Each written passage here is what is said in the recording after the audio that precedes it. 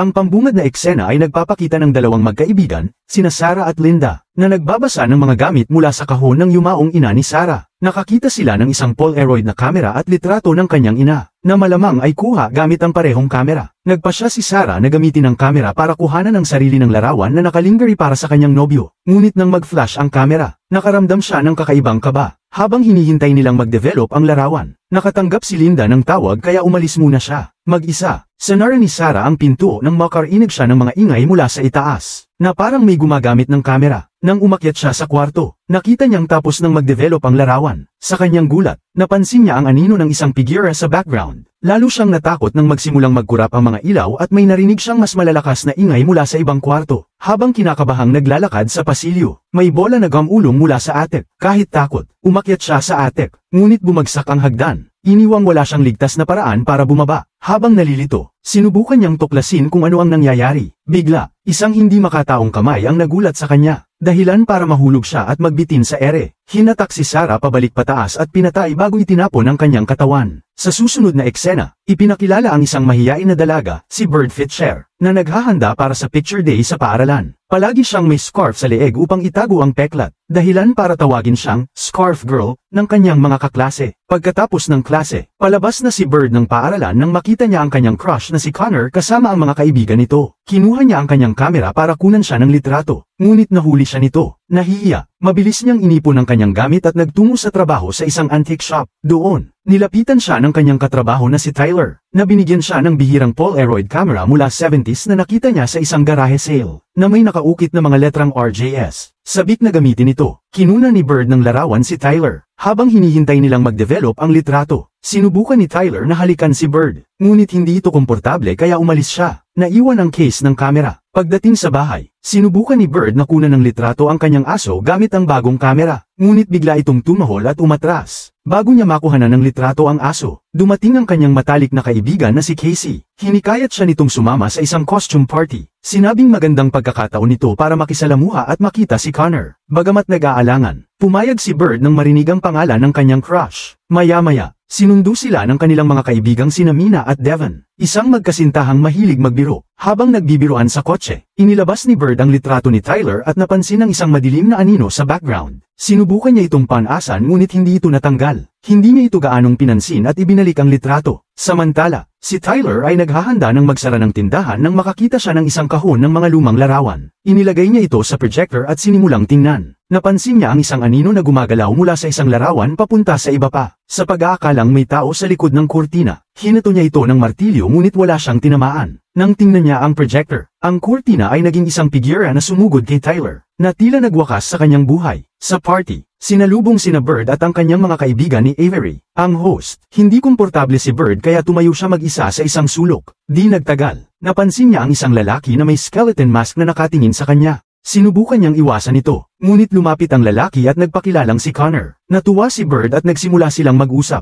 Maya-maya, naabala sila ni Mina at Devon, na inaya si Connor para sa isang group selfie. Nagboluntaryo si Bird na gamitin ang kanyang Polaroid camera. Sa huling segundo, dumating si Casey at sumali sa litrato. Muling lumitaw ang madilim na anino sa likod ni Connor. Biglang dumating si Avery at kinuha ang kamera ni Bird para mag-selfie. Ngunit bago pa mag-develop ang litrato, dumating ang pulis sa party para hanapin si Bird. Sunod, makikita natin si Bird sa istasyon ng pulisya kung saan ibinahagi ni Sheriff Pembroke ang masaklap na balita tungkol sa pagkamatay ni Tyler. Hinikayat niya si Bird na makipag-ugnayan sakaling may malaman siyang impormasyon tungkol sa insidente. Habang nag-uusap sila, napansin ng sheriff ang apelyido ni Bird at naalala ang isang aksidenteng kanyang nairaos noong kabataan, na nagpapaliwanag sa pinagmulan ng peklat sa kanyang leeg. Kinagabihan, tiningnan ni Bird ang mga larawang kuha niya gamit ang kanyang Polaroid camera. Laking gulat niya nang mapansin niyang nawala na ang misteryosong anino sa litrato ni Tyler at lumipat ito sa litrato ni Avery. Samantala, naglilinis si Avery ng bahay matapos ang party nang marinig niya ang mga yapak mula sa itaas. Maingat siyang umakyat upang alamin ito, ngunit nakasalubong niya ang isang nakakatakot na figura sa dilim. Sa takot, tumakbo siya patungo sa pintuan ngunit aksidenteng nabunggo ang kanyang ulo sa isang lampara, dahilan upang siya'y matamba. Sa kabila nito, sinubukan niyang gumapang palayo, ngunit nahabol siya ng multo at naputol ang kanyang leeg. Kinabukasan, nakatanggap si Bird ng tawag mula kay Casey na nagsasabi tungkol sa pagkamatay ni Avery. Nabigla sa balita, tiningnan niya ang mga litrato at napansin na ang anino ay nawala na sa larawan ni Avery at lumipat sa group photo. Sinubukan niyang sirain ang kamera, ngunit naglabas ito ng isang shockwave na nagpabagsak sa kanya. Sa eskwelahan, nakipag-usap si Bird kina Mina, Devon, Casey, at Connor, na lahat ay nagdadalamhati sa mga kamakailang trahedya. Ibinahagi niya ang kanyang hinala na ang pagkamatay ni Avery ay hindi aksidente. Ipinaliwanag kung paano gumagalaw ang anino mula sa isang litrato patungo sa susunod pagkatapos ng bawat kamatayan. Binalaan niya sila na ang sinumang makuna ng larawan gamit ang Polaroid camera ay mamamatay. Sa kasamaang palad, walang naniwala sa kanya at sinunog pa ni Devon ang group photo. Nakapagtataka, nasunog ang kamay ni Mina sa totoong buhay, at naramdaman din ni Casey ang sakit sa kanyang mga daliri, bago pa man masunog ng tuluyan ang sinuman. Inapakan ni Bird ang litrato at napigil ang apoy. Ang nasunog na larawan ay bumalik sa orihinal nitong anyo. Pagkatapos nito, dinala si Mina sa ospital upang maoperahan ang kanyang braso. Habang naghihintay sa labas, pinag-usapan ng mga kaibigan ang pinagmula ng kamera. Naalala ni Bird na ang camera case ay nasa antique shop pa, kaya't nagtungo sila ni Connor upang kunin ito. Pagdating sa shop, nagpa siya si Bird na mag-isa, dahil sa tingin niya ay ligtas siya dahil wala siya sa larawan. Habang naghihintay sa kotse, sinuri ni Connor ang group photo at biglang narinig ang tunog ng kamera. Sa loob, nakuha ni Bird ang case, ngunit lumitaw ang multo. Sa takot, tumakbo siya palabas, ngunit natigil ang kanyang scarf sa isang pako, dahilan upang siya ay mabulunan.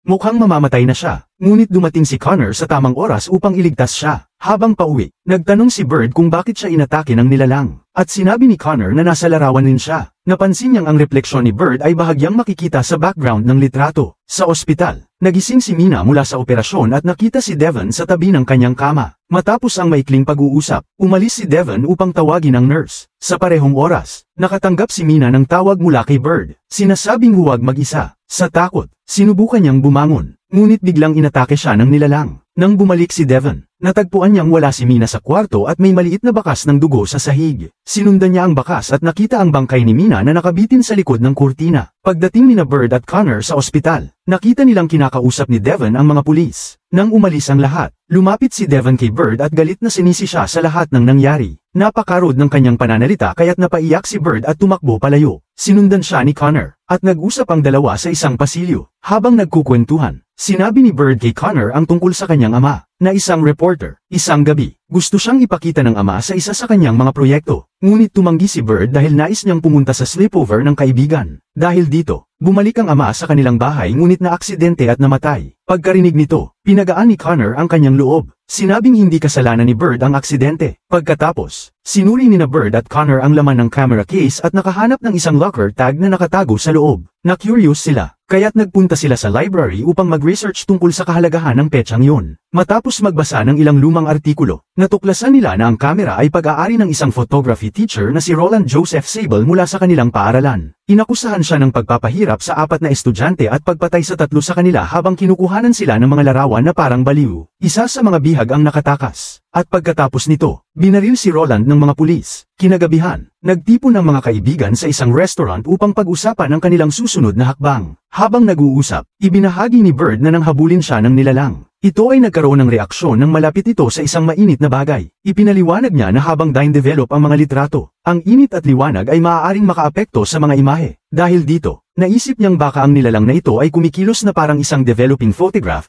maaring umiiral lamang sa dilim. Dagdag pa rito, ipinakita rin niya ang isang larawan ng lumang bahay ni Roland at iminungkahi na baka may nakatira pa roon na may impormasyon. Sa pamamagitan ng internet, natuklasan ni Casey na ang bahay ay binili ng isang Anne Faraday. Habang nag-uusap, ipinahayag ni Devon ang kanyang pagkadismaya sa sinapit ni Mina at nagdesisyong kunan ng litrato si Bird upang maintindihan kung paano gumagana ang kamera. Ngunit hindi ito nagustuhan ni Connor, kaya nagkaroon ng pagtatalo para sa kamera. Sa kalagitnaan ng kanilang agawan, hindi sinasadyang nakunan ng litrato si Devon. Nang mabuo ang larawan, lumabas si Devon dito, at lumipat ang anino sa kanya. Senyales na siya ang susunod na biktima. Sa takot para sa kanyang buhay, sinubukan ni Devon gamitin ang kamera sa isa sa kanyang mga kaibigan. Sa kagustuhang pigilan siya, sinaksak ni Casey ang litrato ni Devon gamit ang lapis, na nagdulot ng real-time na epekto at nahulog ang kamera. Nagalit si Devon at inatake ang mga kaibigan. Ngunit dumating si Sheriff Pembroke sa tamang oras at inaresto siya. Pagkatapos, sinubukan ni Bird at Connor na ipaliwanag kay Sheriff ang panganib na dulot ng Polaroid camera. Ipinakita rin ni Bird ang mga ebidensya tungkol kay Roland. Ngunit binalaan sila ng Sheriff na huwag nang makialam sa kaso ni Roland. Bago umalis, kinausap ni Bird si Devon, na humingi ng tawad sa kanyang mga nagawa. Sinabi rin niya na maaaring ang kanyang kamatayan ay magbigay ng oras para mapigilan ang nilalang. Habang pabalik mula sa kulungan, nakatanggap si Bird ng tawag mula kay Casey na nagsasabing hindi si Ann ang tunay na bumili ng bahay kundi si Lena Sable, ang asawa ni Roland na gumamit ng peking pangalan. Sa kabila ng babala ni Pembroke, nagpasya sina Bird at Connor na bisitahin si Lena upang malaman ang katotohanan. Samantala, sa istasyon ng pulisya, nawala ng ilaw at inatake ng nilalang si Devon sa selda, na naging sanhi ng kanyang pagkamatay. Dumating sina Connor at Bird sa bahay ni Lena, na tumangging makipag-usap sa kanila noong una. Ngunit nang mabanggit nila ang tungkol sa kamera, isiniwalat niya na ito ay pag-aari ng kanilang anak na si Rebecca James Sable, na may mga inisyal na RJS. Dinala sila ni Lena sa silid ni Rebecca at ikinwento ang kanyang kwento. Si Rebecca ay nakaranas ng matinding pambubuli sa paaralan at madalas magkulong sa sarili. Ang kamera na regalo nila ay naging kanyang kasiyahan at palaging kasama. Ngunit isang araw, niloko siya ng 4 niyang kaibigan na kunan siya ng mga hindi kaaya-ayang larawan gamit ang kamera. Ipinakalat nila ang mga ito sa paaralan, dahilan upang magpatiwakal si Rebecca. Matapos ang trahedya, natagpuan ni Roland ang mga larawan at nagpasya siyang maghayganti sa mga kaibigan ni Rebecca. Inabdok niya ang mga ito, kinuna ng litrato sa isang madilim na kwarto, at sinimulang patayin ang mga ito. Hindi nagtagal, dumating ang mga pulis at binaril si Roland habang hawak ang kamera. Ipinakita ni Lena ang larawan ng isa sa 4 na nakatakas. Habang nagkukwento siya, biglang nag-flicker ang mga ilaw.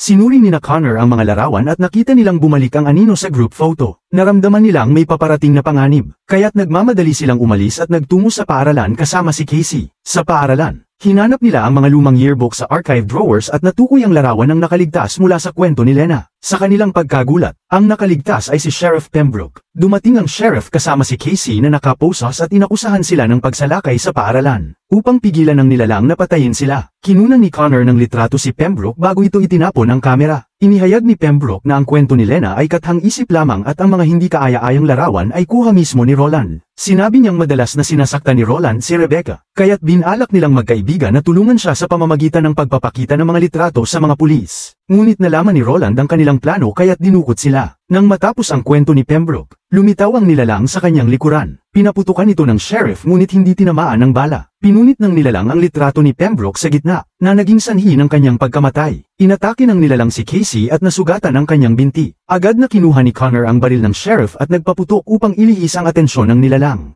Samantala, nagtago ang mga babae sa banyo at binuksan ang mainit na tubig upang protektahan ang kanilang sarili. Makalipas ang ilang oras, lumabas si Bird upang hanapin si Connor, na kinaladkad siya sa isang silid. Naisip ni Bird na kunin ang kamera at dalhin ito kung saan maaaring mag-develop ng buo si Roland. Habang nakukuha nila ang kamera, hinayla ng nilalang si Connor. Upang iligtas siya, mabilis na nag-selfie si Bird gamit ang kamera, na ginugulo ang atensyon ng nilalang. Inakay niya ito sa madilim na kwarto sa basement. Hinawakan siya ng nilalang sa leeg at sinimulang sakalin. Sa mabilis na kilos, kinunan niya ng litrato ang nilalang gamit ang kamera. Ngunit nadamay ang kanyang mga daliri sa larawan. Sa kabila nito, nilamukos niya ang litrato, dahilan upang mawala ang nilalang at ang kanyang kamay. Nang hindi pa rin ito sapat, sinindihan niya ang larawan. Tuluyang pinuksa ang nilalang. Matapos nito, nagkita-kita silang tatlo ni Connor at Casey at nagyakapan sa ginhawa. Sa huling eksena, makikita si Bird na itinapon ang kamera sa karagatan. Tinitiyak na hindi na mauulit ang mga pangyayari.